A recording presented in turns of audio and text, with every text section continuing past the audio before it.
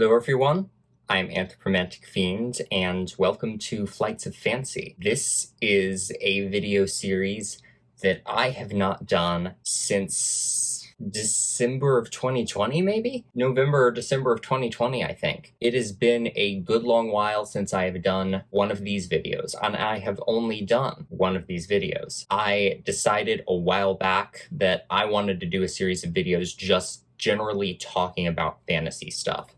So I did a huge video talking about almost all of the Alice in Wonderland stuff I own, because I own a lot and I just have a crazy obsession with Alice in Wonderland.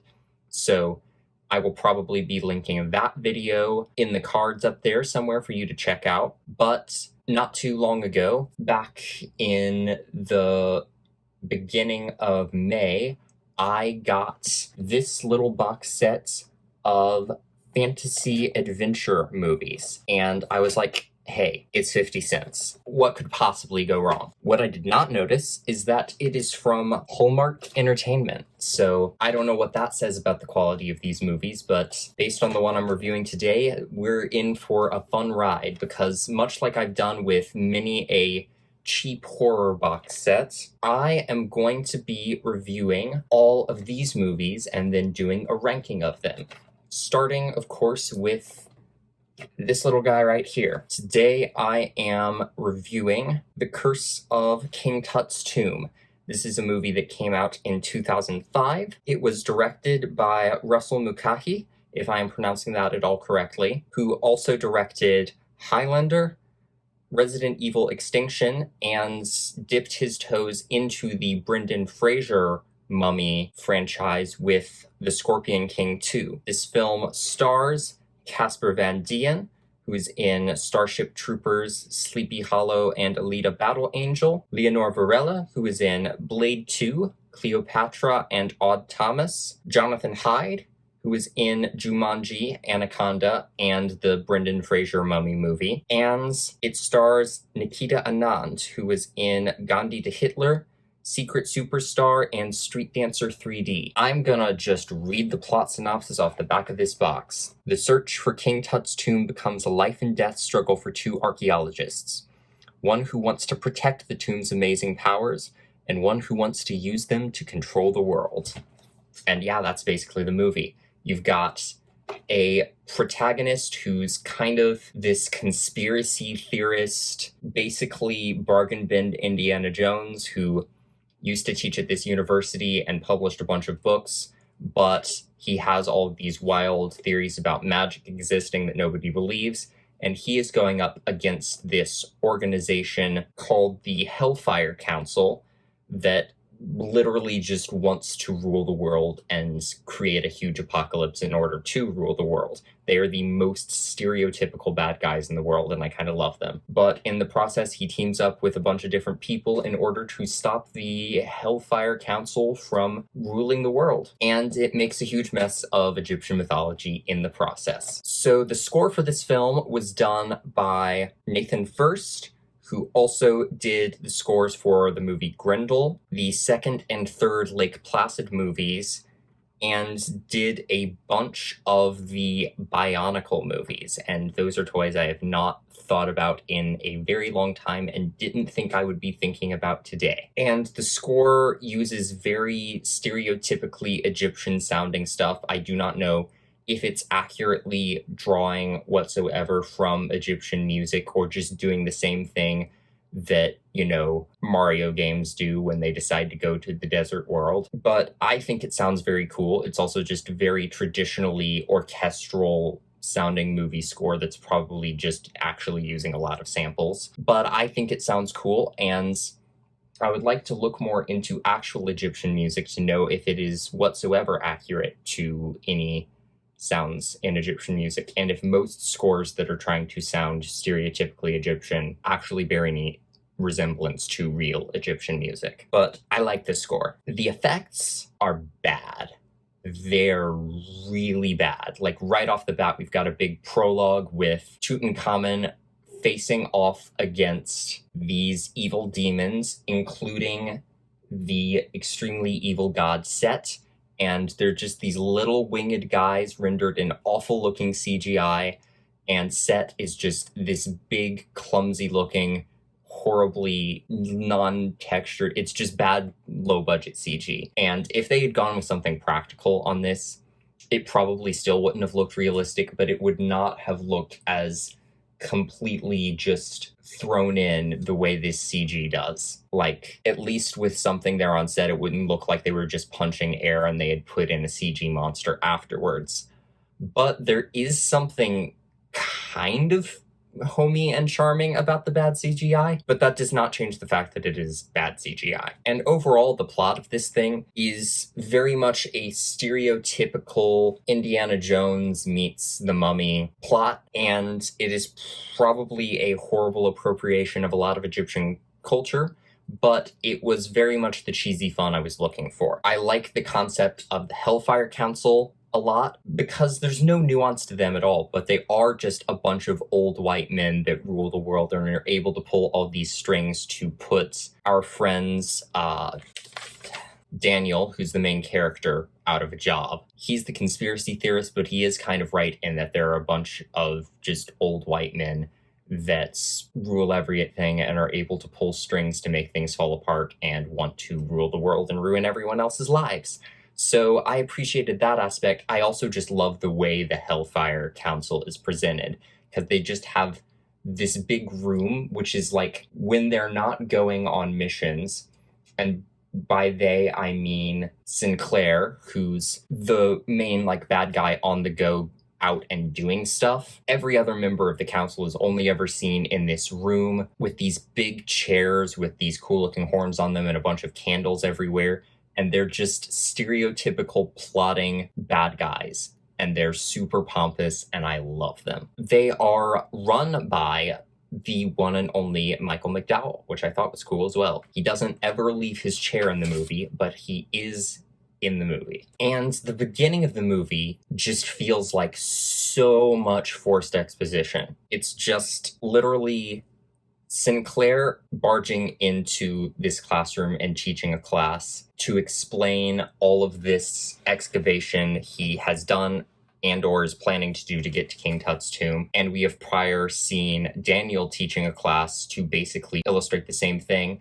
And in the midst of all of that, we have the Hellfire Council in their little room plotting evil stuff. It's not a lot of character development, it's a lot of plot. And that kind of carries through the whole movie. I grew to develop myself to like these characters a lot more, but they aren't super developed characters. It's just a lot of fun all over the place plot stuff. What I didn't think was fun is that they have this character who I actually like. I think he's fun, but it is very much this mysticization of mental illness, because they just find him on the streets going, "Oh my gosh, the voices in my head, please make them go away." Everybody else is just like, "Please pay no mind to Egyptian Crazy Ralph. You can't believe anything he says." Daniel is like, "I think crazy people have their minds open to all the magical things in the world, and in that way they're wiser than all of us." And it's just like, I appreciate that you respect this guy. I don't appreciate that you're turning his mental illness into something of magic. And it turns out he does actually have a link to the spirit world, and the things he's able to do for them are very cool, and he's able to kind of come into his own as this magic sort of medium character.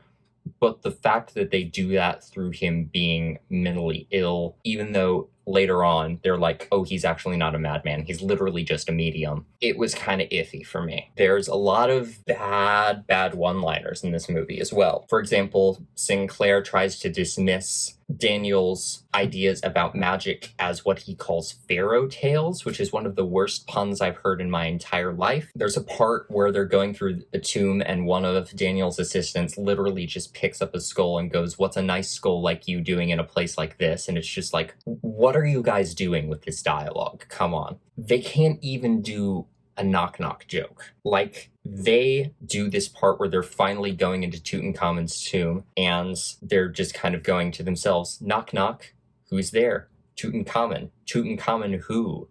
And they laugh then. They don't even pay off the joke. And the awful pun I came up with to complete that is "Tutankhamun, the door is open," which they should have at least done that. It's still a stupid joke, but please at least pay off your stupid jokes if you're gonna make them, because you can't even pay off a knock-knock joke. So sometimes the payoff is saying who. I think Buffy the Vampire Slayer does that really well.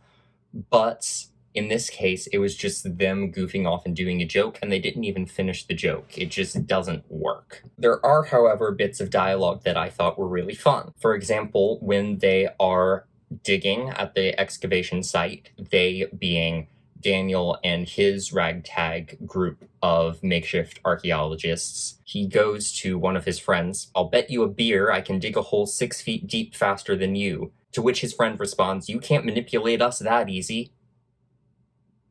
2 beers? Okay, you're on. And that kind of exchange was just still kind of cheesy, but really fun. Just little absurd bits like that get me. There's also a part where they uncover the door to the tomb, and they are reading off the inscription being like, "Beware of the curse, please don't open this thing."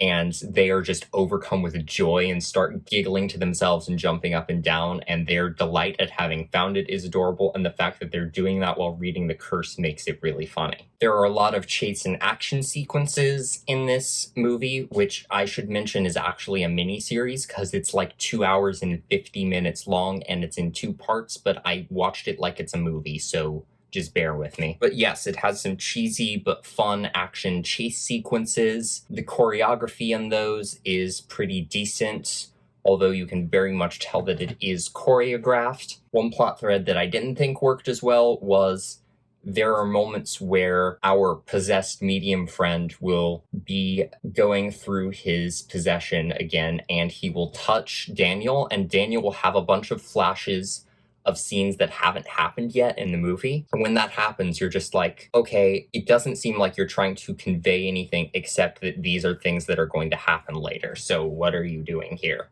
So it's just like these random clips that feel like they're almost just for padding. But at least in the first half, it makes sense to some degree, because it's just like, okay, we're still setting things up. You might not find this as interesting. Here's how wild things are going to get later, so stay tuned for the second part. So that I can to some degree understand. But there's a part in the second part where Azalea, who I haven't even talked about yet, who I need to talk about, gets possessed, and she sees a bunch of scenes, including things that haven't happened yet, as well as things that have already happened. And it's just like, okay, this demon's making your head kind of wacky, but this does nothing for the story. And your movie is all plot and not a ton of character development. This is hinging on its fun plot. What are we doing here? So that didn't work as well for me. That legitimately did feel like padding. And before I talk about the rest of the story, I'm actually going to establish the characters so you have a better idea of what I'm talking about when I bring up, for example, Azalea. So first of all, the elephant in the room is that this is an Egypt-centric story that is predominantly being told through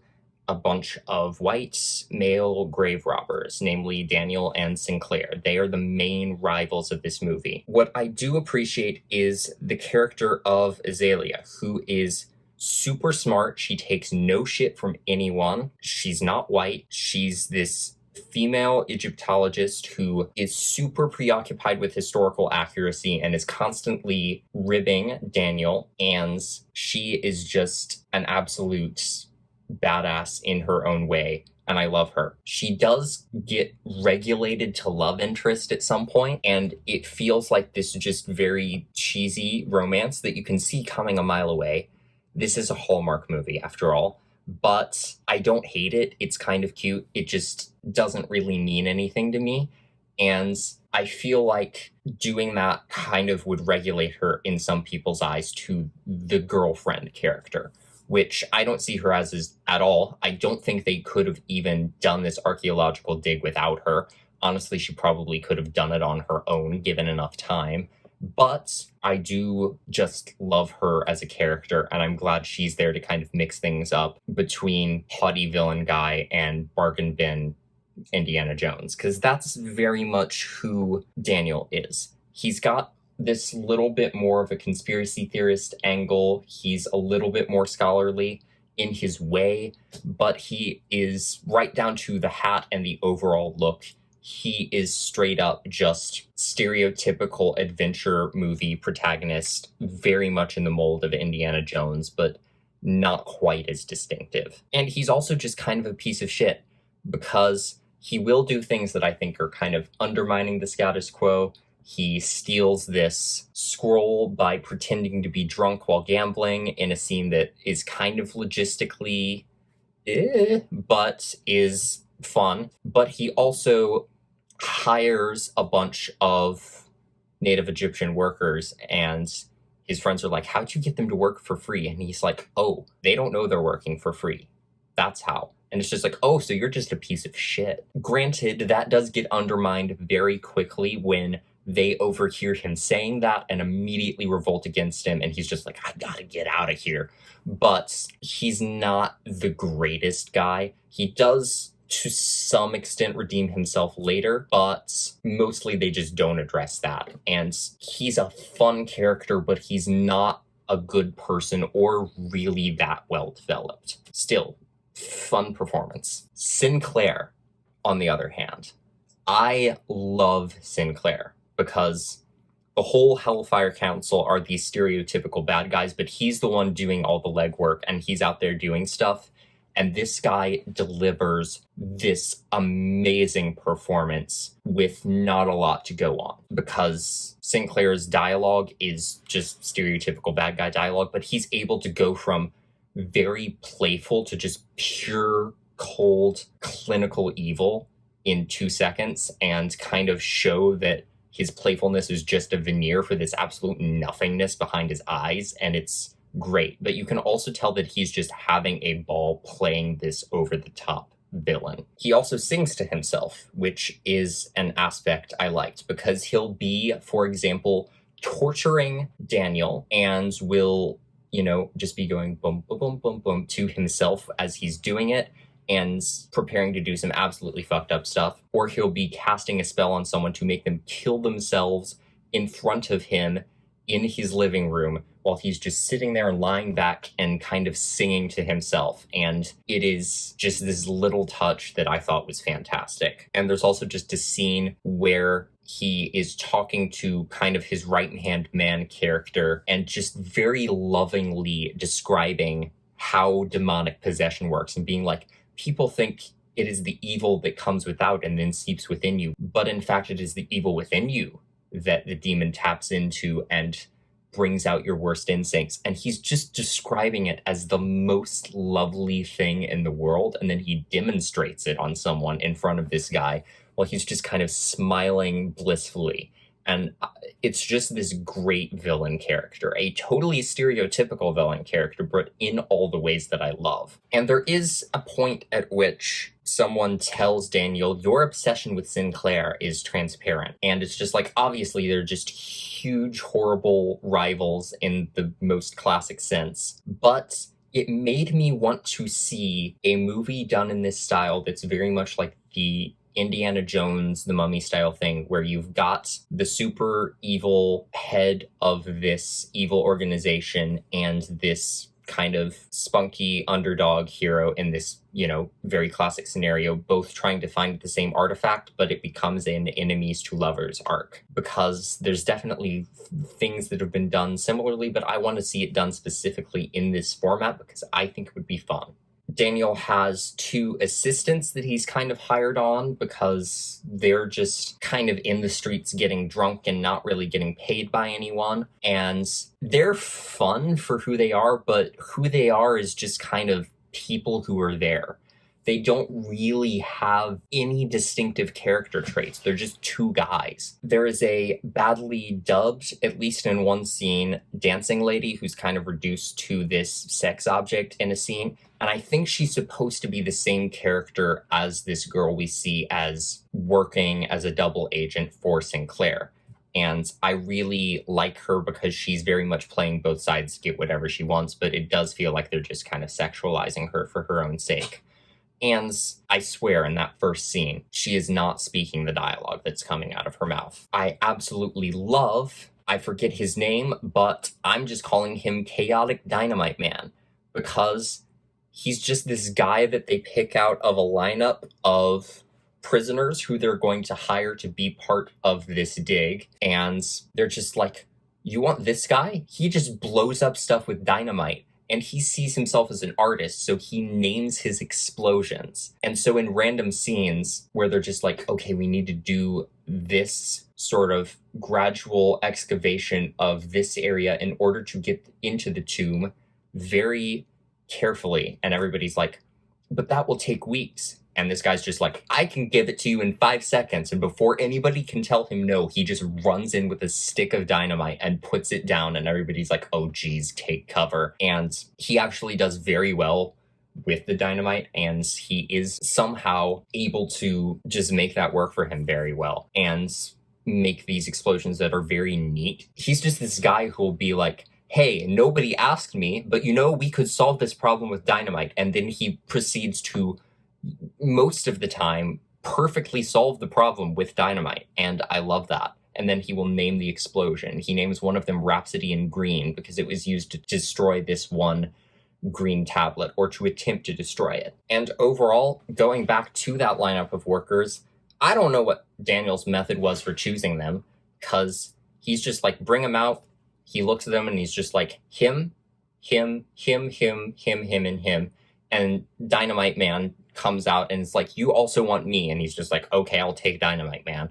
But all of the others, he just kind of looks at them and is like, yeah, that one. And they all work for him and are serviceable. But it's just like, what was your method for choosing them? You just pointed at some people that you thought looked vaguely cool. Honestly, though, that shouldn't surprise me for Daniel's character. So going back to the plot, there is a moment that is strange and feels very convenient, but I thought was interesting, where our possessed friend literally has a moment where, in this very classic demonic possession style, there's just these etched things that start appearing on his chest, and it's literally hieroglyphics. There's just these etched hieroglyphics that become a map on his chest, and they have to do a rubbing of his chest to trace the map. And it's this very kind of metal scene where it's like, oh wow, there's this whole map etched onto his chest, but it's also just completely absurd. And I kind of love it for both of those reasons. There's an aspect of ancient Egyptian technology that is more advanced than ours that I found very confusing, or just generally ancient technology. This idea of a pre-everything civilization that they're like, no, it wasn't aliens or anything. It's literally just this even earlier situation that had better technology than ours. And Daniel just so happens to have this lock that he got supposedly from the fabled labyrinth where the Minotaur was locked up, which he also believes is real. Given the crazy shit that happens in this movie, in this universe, I wouldn't be surprised if it was real. But he just brings this lock and puts it on, and it's this weird steampunk contraption that they haven't established at all. He just pulls it out and it's like, oh yeah, this thing, I got it at the friggin' labyrinth. It is very cool looking though, and it does crush one of Sinclair's flunkies that tries to go through it, so that was fun. We also see that with Tut himself at the beginning and end of the movie when he puts on these mechanical wings with all of this beautiful Egyptian decoration on it and fights the demons, and it's a very cool aesthetic choice. Which reminds me that I forgot to talk about the character of Tut, which doesn't take very long because he's barely in the movie. He's at the beginning, he's at the end. I very much like him at the end because he's just very friendly, he looks cool, and we get to see him say Danny Fremont, which is Daniel's name, and he calls him Danny too, and he says it in his Egyptian accent, and they subtitle it. And it's this goofy little exchange, but I love it. So Tut gets no development at all, but I like him. And then there's a lot of other plot threads that come in, and it's a little bit confusing and overwhelming, and I can't decide if I like that or not. It does make it a lot harder to talk about the movie, so I'm not liking it in this moment, but it worked for me when I was watching the movie. For example, they bring in the press covering the whole thing, and there's this aspect where Daniel, as egotistical as he is in a lot of ways, is very much trying to shun the spotlight and give it to Azalea and all of the other workers there, but they're just like, oh no, you're awesome. Also, do you have a romance with Azalea? And they're both like, no, absolutely not, she's engaged. But then they just decide by the end of the movie, oh yes, you are going to be in a relationship. And it's just like, why? I guess the answer is because it's a Hallmark movie, but it doesn't do much of anything for the plot. And then sometimes the otherworldly spirits will just be like, yes, we are going to possess our mysticized mentally ill man and tell you things that you need to do. And by the end, it is very much like, oh yes, Tut is a benevolent force trying to right all of these wrongs. But in the moment, it was just kind of like, why are these spirits, whether they're good or evil, helping these people whatsoever? And even knowing that it's Tut by the end, they establish that they weren't really supposed to excavate the tomb, so why is he helping them go along this path? Maybe it's this whole predestined, this is the way things are supposed to work out thing, but I don't know. There's also a lot of little puzzles that they have to solve in order to get into the deepest parts of the tomb, but that more or less is just kind of talked through in a bunch of technical jargon, and they never actually set up what the puzzle is. And if they had taken more time to actually set up these mysteries rather than just having them there for the characters and watching them figure it out kind of from an arm's length, I think it would have been a much more interesting movie. Because I love a good mystery where they weave in a bunch of threads where the audience can also be trying to figure it out themselves.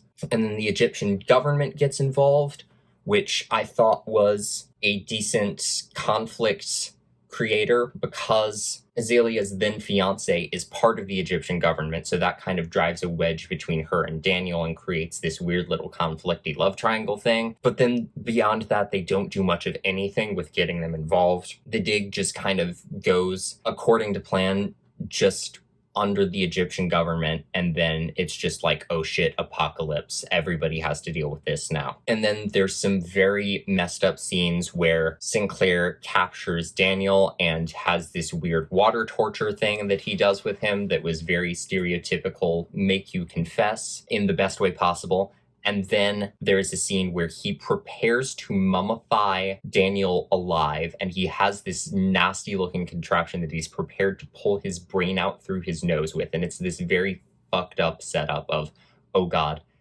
he's walking us through what all the horrible things he's going to do to Daniel's body are. And they are very in line with the classic methods of mummification. And of course, none of them actually happen, but it is a very messed up concept that I thought they introduced very well with the extremely evil character of Sinclair. There's also a storyline where one of Daniel's cohorts gets horrible tuberculosis and has to go to the hospital, and Sinclair comes in and is like, hey, I've got this little injection of something that will magically cure your tuberculosis. And he gives it to him. It magically cures his tuberculosis, and he's like, okay, I'm gonna help Sinclair.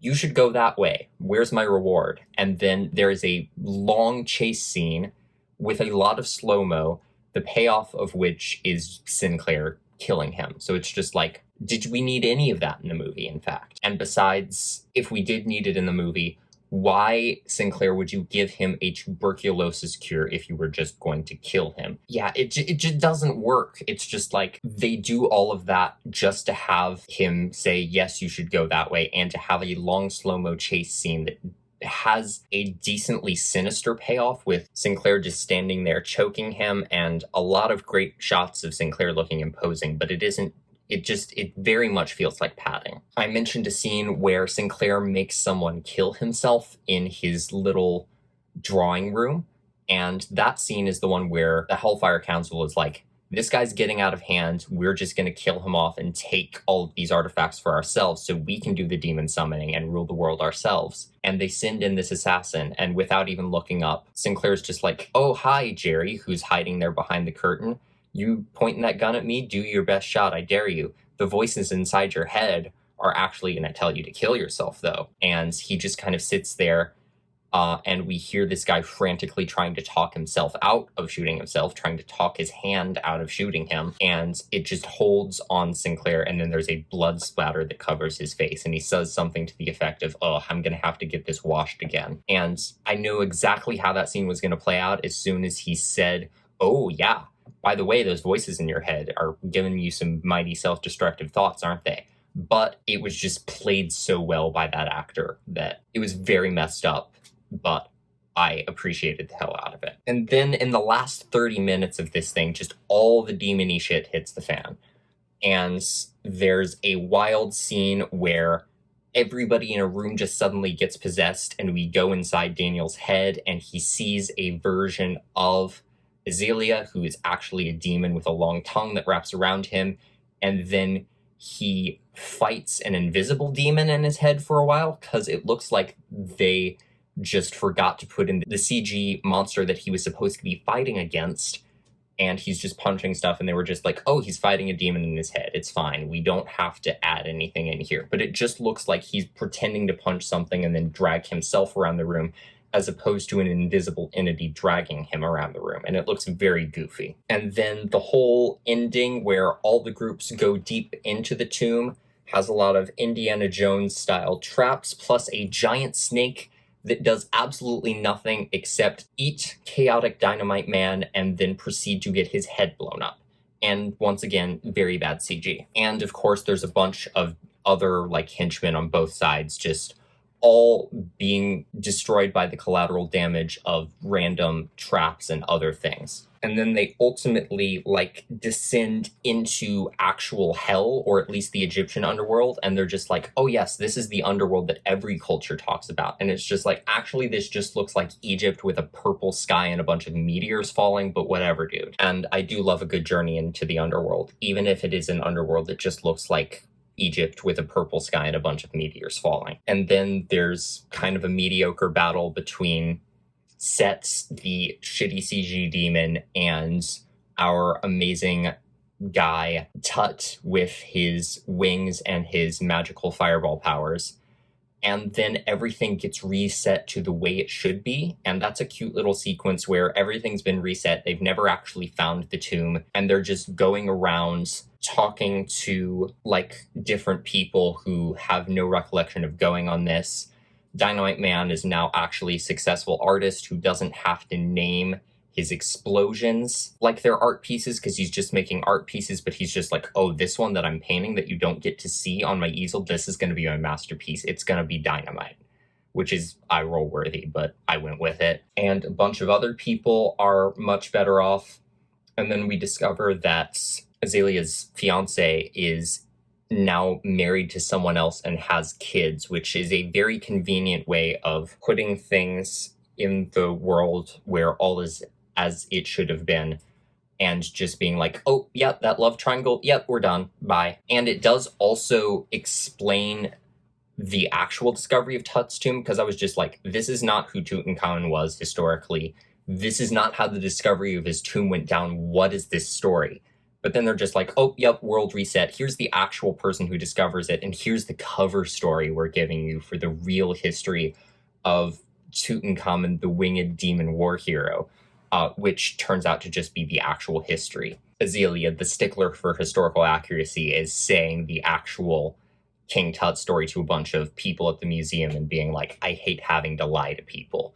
And it's just kind of like, okay, it's a fantasy movie. I don't care that much. So all in all, this thing's really long, and it's definitely got a lot of padding and a lot of terrible CGI and a romance I didn't care about, but that didn't change the fact that I had a lot of fun watching it. That is in part due to Sinclair, but it also was just a fun little adventure plot that, if kind of messy, was still just engaging and fun almost the entire time. I liked the performances even when the characters themselves weren't that fleshed out, and it was just a fun little way to spend a Saturday afternoon, albeit consisting of 2 hours and 50 minutes of footage. So I would recommend watching it at least once. I would recommend watching it in 2 parts though, probably, because I did watch it in breaks, but break it up over a couple of days, because watching it in one way, the way I did, was very time consuming. But if you want to check it out, this box set does exist. Please get it for 50 cents like I did if you can. But if you don't want to pay money for this thing at all, I believe The Curse of King Tut's Tomb is also available to watch for free on Tubi. That is my review of The Curse of King Tut's Tomb. Thank you for watching my video, and hopefully I will see you in another one. Bye!